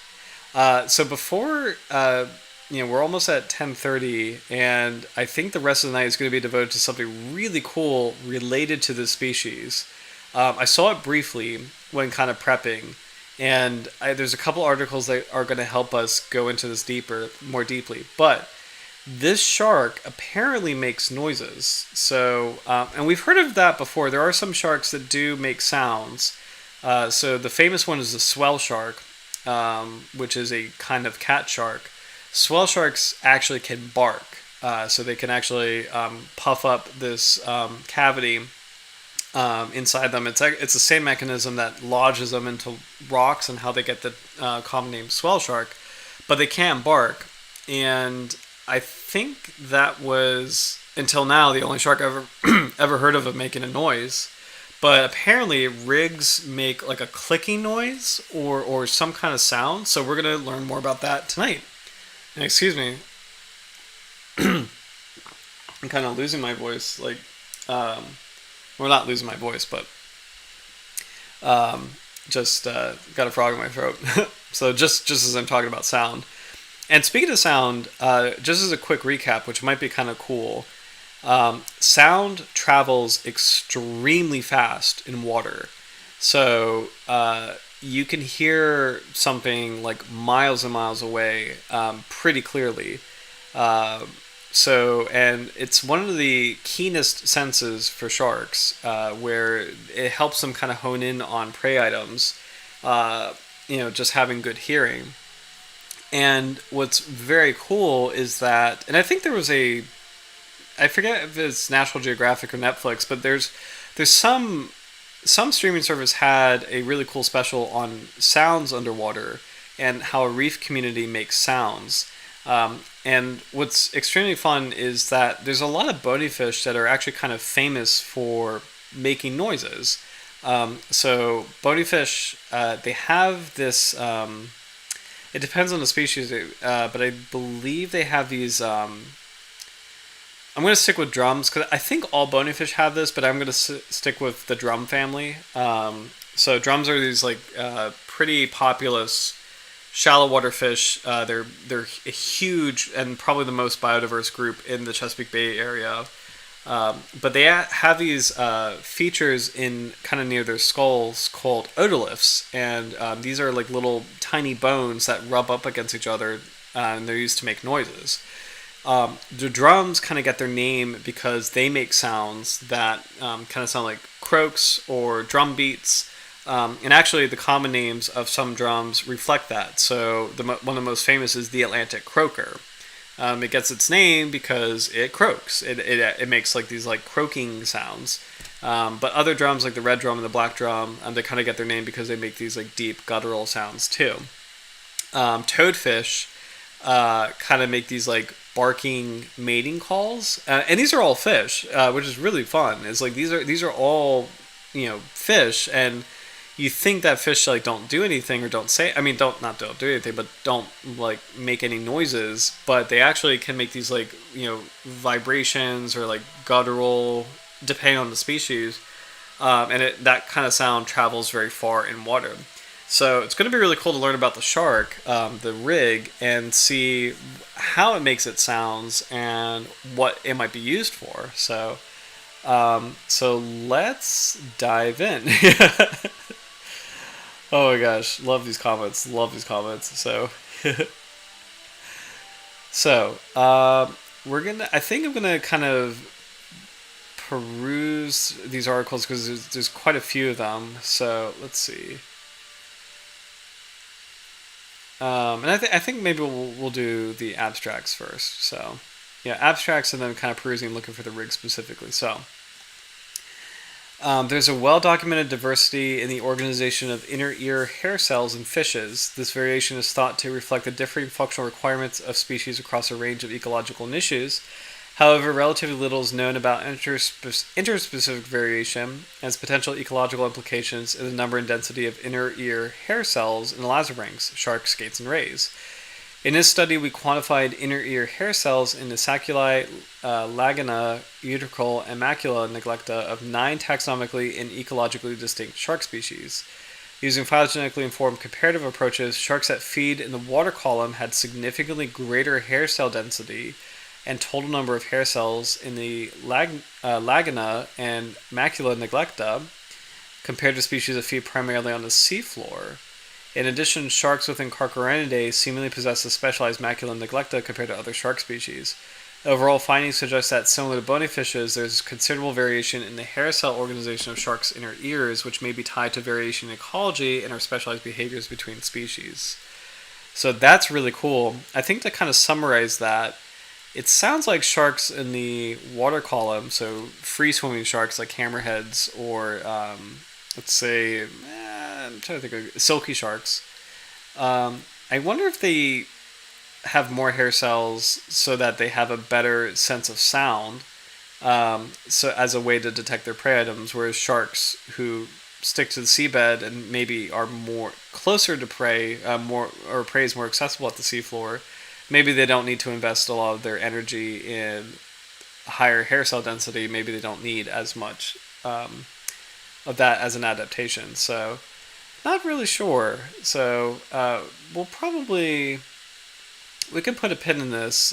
No information specifically on the rig from this, but still pretty interesting to think about. So as it relates to the rig, we can maybe leave that with the rig may. Oh, here we go. The rig may not have as many hair cells as other sharks. So this one actually might be more interesting. Comparison of auditory evoked potential thresholds in 3 shark species. Auditory sensitivity measurements have been published for only 12 of the more than 1,150 extant species of lazarbanks, sharks, skates, and rays.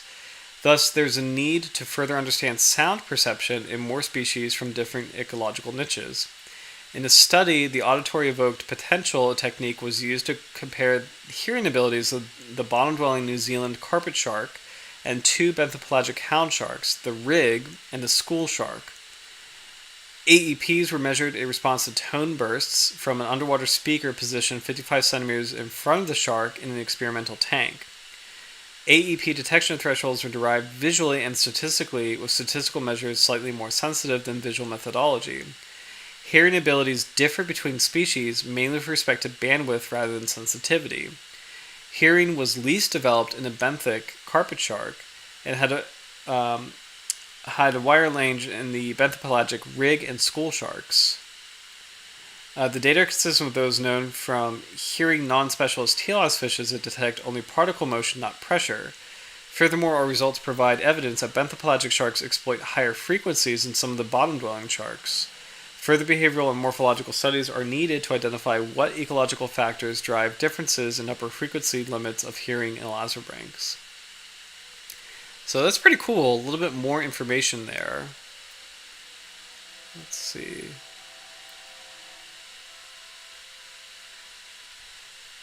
I want to see if there's any notes regarding the rig.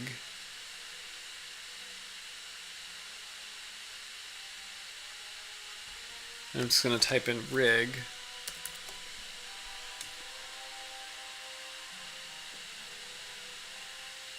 Or rig shark.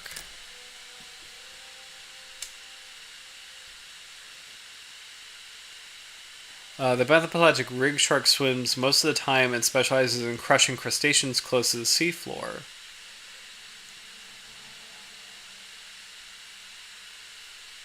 Oh, and then there's a diagram of the rig. So this is like the setup with the speaker, electrodes. There we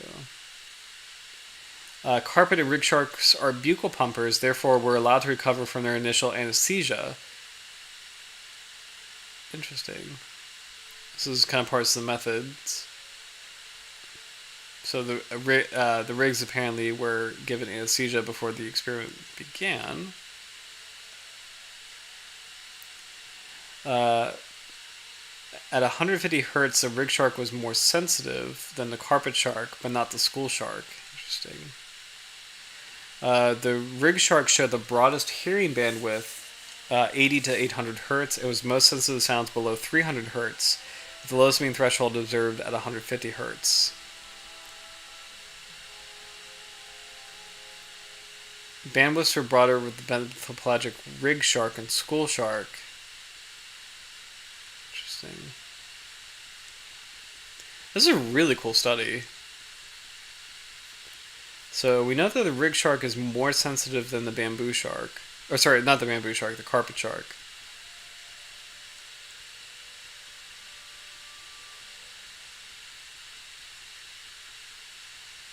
The habitat and lifestyle of the species was proposed as a potential deterring factor of the upper hearing limit in Lazarbanks. Interesting. So I'm going to catch up on the comments. I would guess, Howard says, I would guess vocalization to facilitate mating or communicating to the rest of the pack when schooling. That's a really excellent guess. And you might be right, especially since we know that they live in estuary environments. And, in estuaries, when fresh and salt water mix, they actually create a lot of turbidity. So it could be very difficult to probably see members of the same school in that kind of environment. So that may be something that helps that. So very interesting. That's a really good guess. Let's see. Operant conditioning as a tool to assess hearing abilities in sharks. So I like all these sound studies. It's pretty interesting. We haven't really, and I love branches of research that we haven't seen before in sound studies with sharks. We haven't really seen that before. So it's cool to see that the rig, it's kind of got it's native to New Zealand, which is really cool. Has this beautiful, unique spotty pattern. And is uniquely the center of a lot of sound research, which is so cool.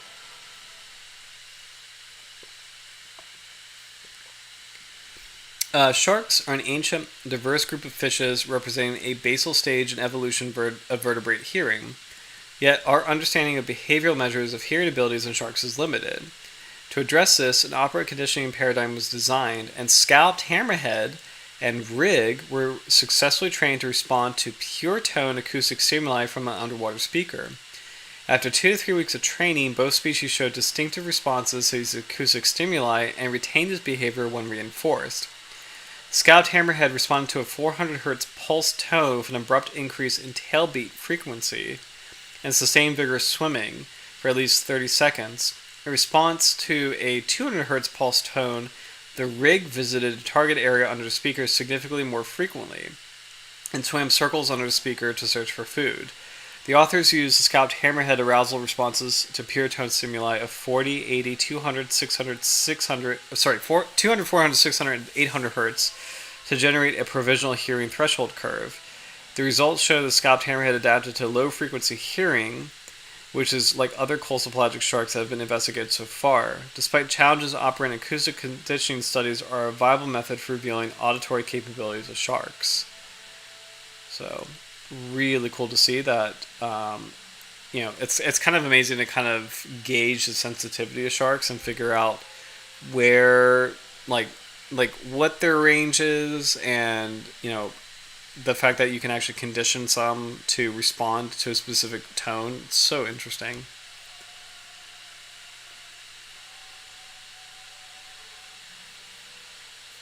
Let's see. Just want to see if there's any cool diagrams. This is a nice little diagram of experimental tank with the rigs.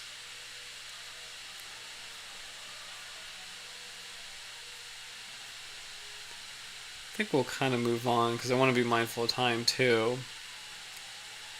Man, there's so many sound studies with these sharks. Just make sure this is not the same one, right?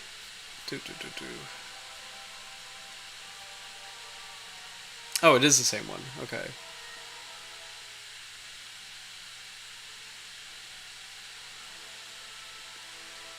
Wait, comparison acoustic particle. Oh, no, this is a little different. It's not the same one. It's a similar team, but not the same study. Comparison of acoustic particle acceleration detection capabilities of 3 shark species. So. Oh, have a good night, Oliver. Thank you for joining. Sorry, I got so interested in this. I didn't see your comments. So thank you so much for joining, and hope you have a great class. And thank you so much. So. Oh yes, and then Quackers. Yes, I could definitely paste the studies in the chat. So I'm gonna put these here.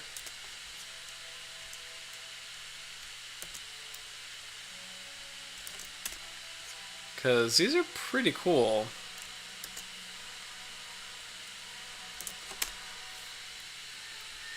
Alright. So, behavioral studies have shown that sharks are capable of directional orientation to sound. However, only one previous experiment addresses the physiological mechanisms of directional hearing in sharks. Here we used a directional shaker table in combination with the auditory evoked potential technique to understand the broad-scale directional hearing capabilities of New Zealand carpet shark, rig shark, and school shark. So it's a similar study, but there's slightly different parameters here.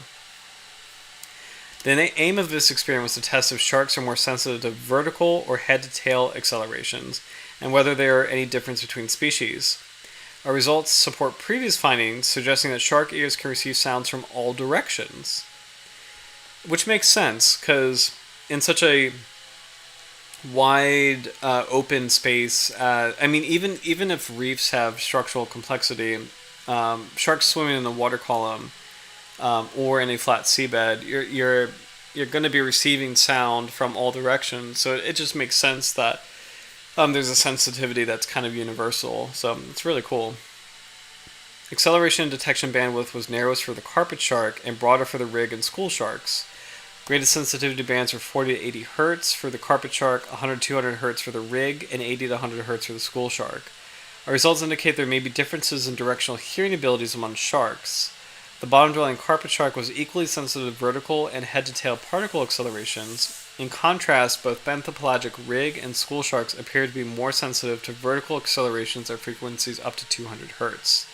This is the first study to provide physiological evidence that sharks may differ in their directional hearing and sound localization abilities. Further comparative physiological and behavioral studies in more species with different lifestyles, habitats, and feeding strategies are needed to further explore the drivers for increased sensitivity to vertical accelerations among elasmobranchs. So I love, and then here is another, that's actually really interesting. Shaker table setup. So we're going to zoom in on this. Let's see. Oh, shoot. Maybe not that much. Here we go. Okay. The anesthetized shark was positioned inside a plexiglass tank connected to 3 mini shakers for separate stimulation in the x-axis, z-axis, and z-axis. The shark was ventilated with a diluted mixture of anesthetic via a mouthpiece, and the head was held in place with a head clamp and a holder. The recording electrode was inserted dorsally underneath the skin, and the border of the periosteal fossa was the widest diameter. The reference electrode was inserted into cartilage at the tip of the snout, and the ground electrode was placed underneath the pectoral fin of the shark. The plexiglass tank was positioned on a pneumatic vibration control table to isolate the shaker setup from vibrations in the ground. So, and again, this species is a buccal pumper, so it will actively pump water over its gills, so it's okay. It recovers pretty quickly from this kind of experiment. So, but pretty interesting to see.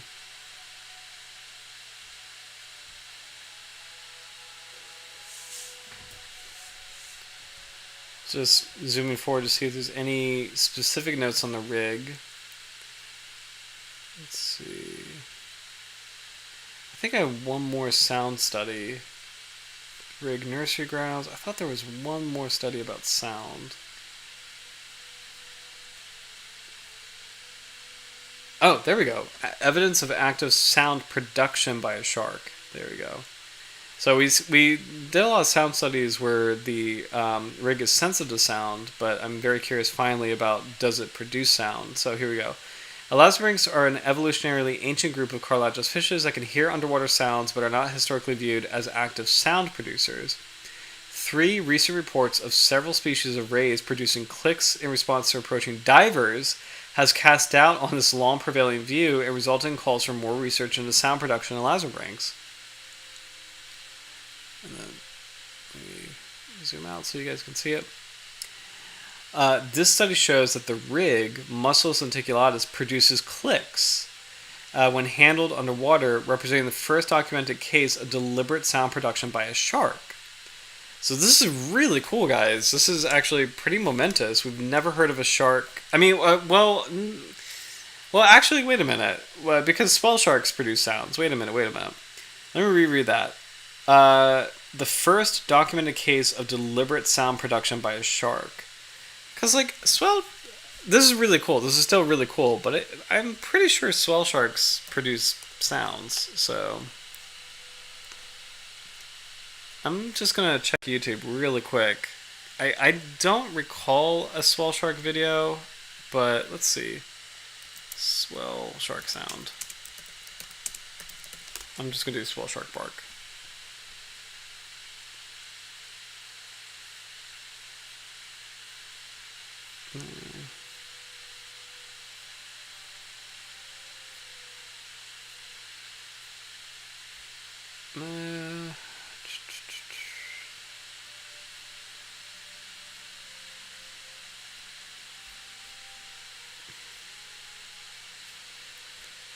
Don't know. I can't tell, guys. What is this? This thing barely put up any fight.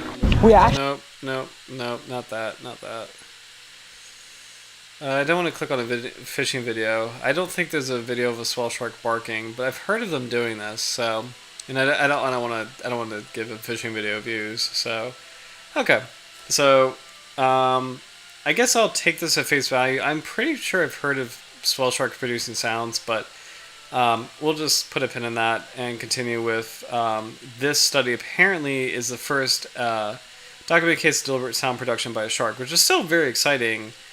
Let's see what year this came out. 2025. Oh my gosh! So it's brand new. That's pretty wild. Yeah, thanks. Oh, Loki, that looks mad uncomfy. Let's see. Clicks were broadband with peak energies between 2.4 and 18.5 kilohertz. Mean peak frequency 9.6 kilohertz. And mean duration of 48.42 milliseconds. Clicks contain considerably less energy and frequencies below 1 kilohertz, which overlap with the hearing range of the rig. We propose that forceful snapping of flattened teeth may be the sound-producing mechanism based on the plated tooth morphology and acoustic characteristics of these clicks. Further behavioral studies are needed to test whether clicks are incidental to the handling or a natural acoustic response of behavioral significance. So this is really cool. I'm going to type in rig and see what we can learn specifically. So, acoustic signals play a key role in intraspecific and interspecific communication in many marine organisms. Over 1,000 species of bony fish produce sounds in a variety of social contexts such as agnostic encounters, courtship, spawning, and defense against predators. By contrast, while elasmobranchs, including cartilaginous fishes such as sharks, skates, and rays, possess auditory capabilities for hearing underwater sounds, they are not known to produce sounds voluntarily for communication. Elasmobranchs have been shown to have some ability to produce sounds, incidentally resulting from swimming, collision, and feeding. However, published evidence that elasmobranchs are engaged in active sound production for means of communication is lacking. This long-held view was challenged by a 2022 field study in Indonesia and Australia, which showed that two wild stingray species, the mangrove whipray and the cowtail stingray, produce clicks when approached by divers. More recently, three batoid species in the Mediterranean Sea, the blonde ray, the rough skate, and the marbled electric ray, were also reported to produce short, broadband clicks when disturbed by divers. In response to these observations, the authors interpreted this acoustic behavior as a response to perceived disturbance or threat and called for more research into the ability of elasmobranchs to produce sounds. While conducting behavioral hearing tests with several shark species, we observed that rigs consistently produced clicking sounds when they were handled underwater. In a similar manner, the ability to produce sounds in many now well-known soniferous fish species was first discovered while handheld in captivity or caught and handheld in gill nets. Recordings of handheld species allowed for reliable comparisons between specimens and or species because they could be recorded in standardized conditions. Investigating active sound production in handheld fish might sometimes seem limited because it's not always possible to determine whether the elicited sounds have any biological significance in the wild. Some fish produce the same type of sound in different behavioral contexts. For instance, the pennant bannerfish produces the same type of calls when handheld and when pursued by conspecific in the field. Similarly, piranhas and holocentrids produce the same sound when handheld and who's holding a piranha? And in other behavioral contexts, for example, mobbing behavior, support the idea that a sound could have different meanings in different behavioral contexts.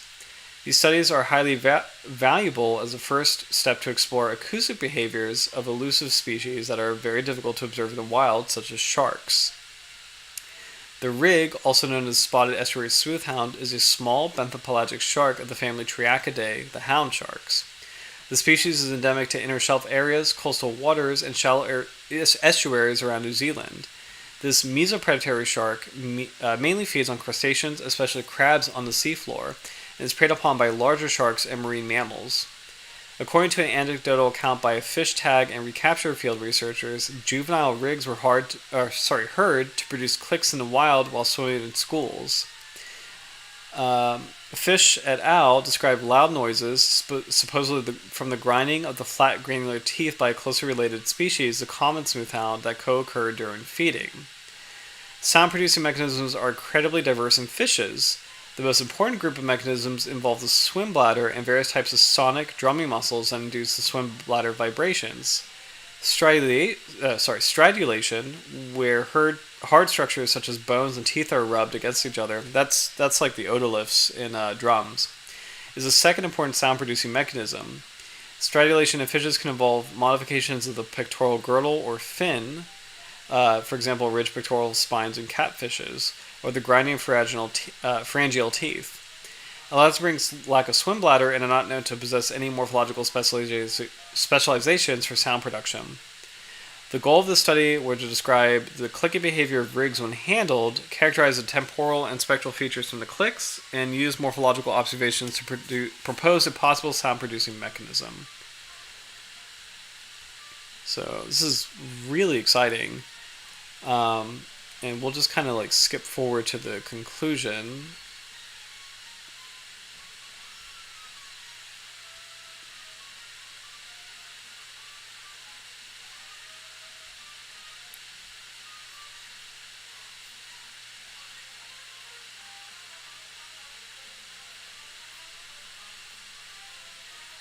Oh, this is really cool. So this figure is a sound, what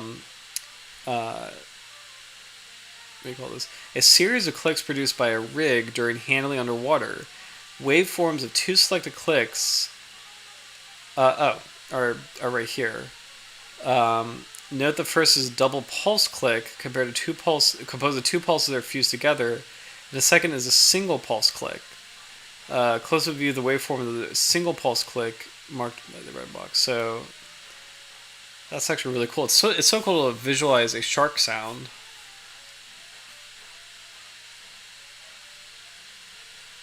Oh, here we go. Number of clicks produced by 10 rigs during handling. for 20 seconds. On average, sharks produce significantly more clicks during the first 10 seconds than in the last 10 seconds.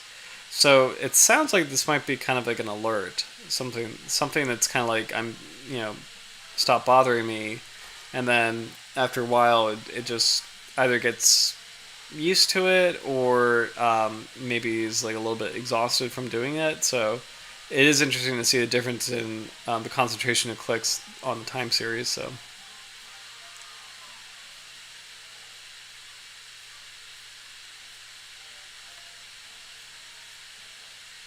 Okay, so this is really cool. This is a great shot of the cranial structure of the rig. So we'll take a closer look here.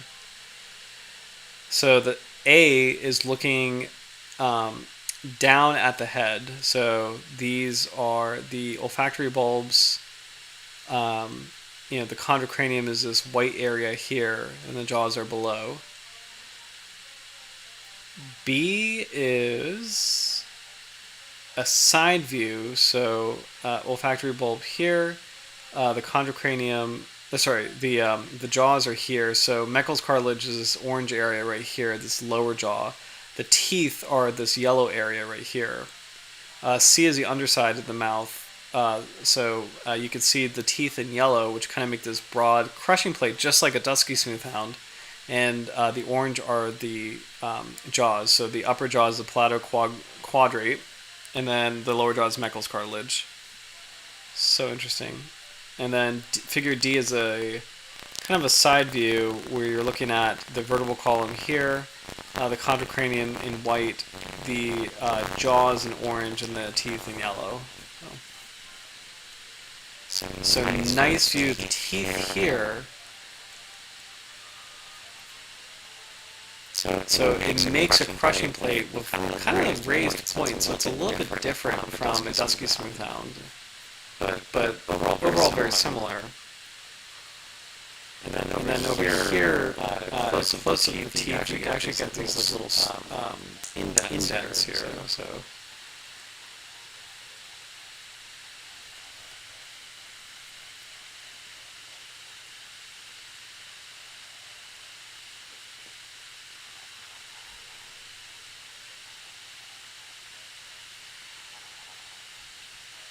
So this is the lower jaw showing blunt teeth with low round crowns and 2 weak lateral claw splits. Some short ridges are at the base of the crown, which is what the white arrow is pointing to. So interesting. Oh, okay, so I see what's going on. So the top here is the actual tooth. Like, this is the part that's actually for feeding. But the bottom here has these like interesting like little indentations that may be potentially used as a way to kind of create a sound where the teeth can rub up against each other. So it's just really, really fascinating. Quackers definitely agree that's epic. I like seeing where the eyeballs are. So cool. Yeah, I love 3D models of sharks, and I think, I mean, I could be mistaken. Let's see, NC, hold on. Nasal capsule. Okay.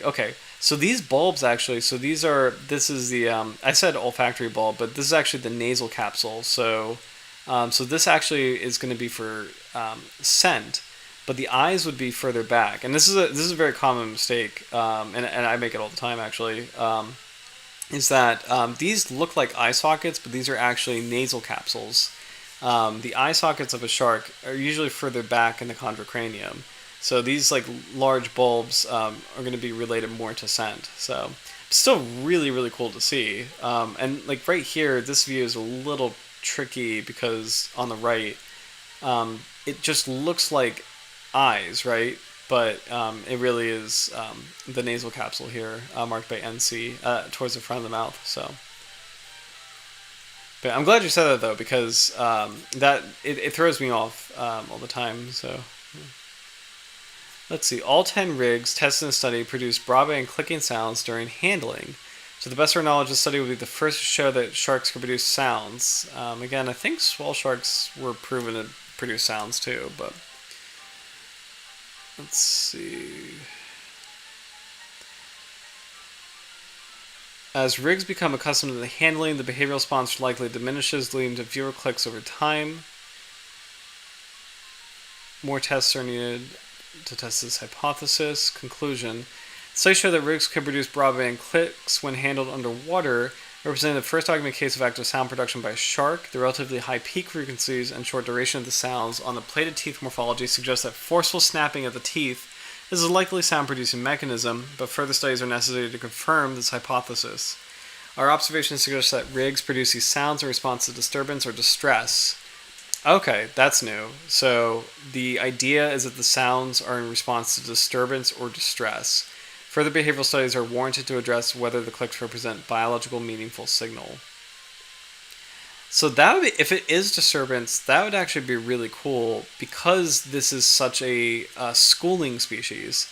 So because this is a shark that is swimming in these schools, maybe an emergency response helps to warn other sharks in the school. So overall, it's just really, really cool. Oh, Howard, love this comment, by the way. Very tight, intricate dentition. 100%. And it makes, for feeding, it makes like this really great crushing plate to just crack shellfish open. So smoothhounds just have a very unique dentition that helps with that kind of niche of hunting close to the seafloor for invertebrates. So, but again, it's so cool and so unique to see that this shark is the center of a lot of sound studies, and that it is actually a noise-producing shark, and that the teeth might be the mechanism. So it's so cool to see that there's actually shark teeth that might be used for sound production. So wonderful stuff. So, oh my gosh. Well, it's actually almost 11, so this is going to be really cool. Guys, thank you so much for watching. It's very fun. I mean, it's like, I know sharks and marriage don't really have anything to do with one another, but it's really fun to do this kind of last stream as a single. I don't know how to describe it because it's like as someone who's not married, it's the last stream before that. So it's really cool to kind of share this with you guys, and also it's been a really it's been a fun crowd too, where we have a lot of our friends here. It's a great stream to kind of end on before the honeymoon. So this is super cool. I really appreciate you guys watching and being here. So sharks and marriage have everything to do with each other. Oh my gosh, thank you. That's so funny. I mean, I guess in my life they do. So, but thank you so much for watching. We will not have a stream next week, but the week after, September 29th, we're going to do... Oh, thank you, Noah. Really appreciate that. Thank you. And welcome to the stream. I hope you enjoyed it. I hope you were able to catch some of tonight's episode with the rig. It's a really cool shark native to New Zealand, so thank you for watching. And guys, hope you have a great next 2-ish weeks. And then we'll come back September 29th with a surprise topic. So it's either going to be a surprise species or it might be a different... It will always be shark related, but it might be a different subject relating to sharks. So more to come on that later. But until then, hope you guys enjoy the September weather, and just like hope it's going to start feeling like fall. So thank you so much, and take care. And I will come back to you, a married person. So married and merry. So, but anyway, that's so corny. Anyway, good night, guys. Have a good one, and I'll see you soon. Bye.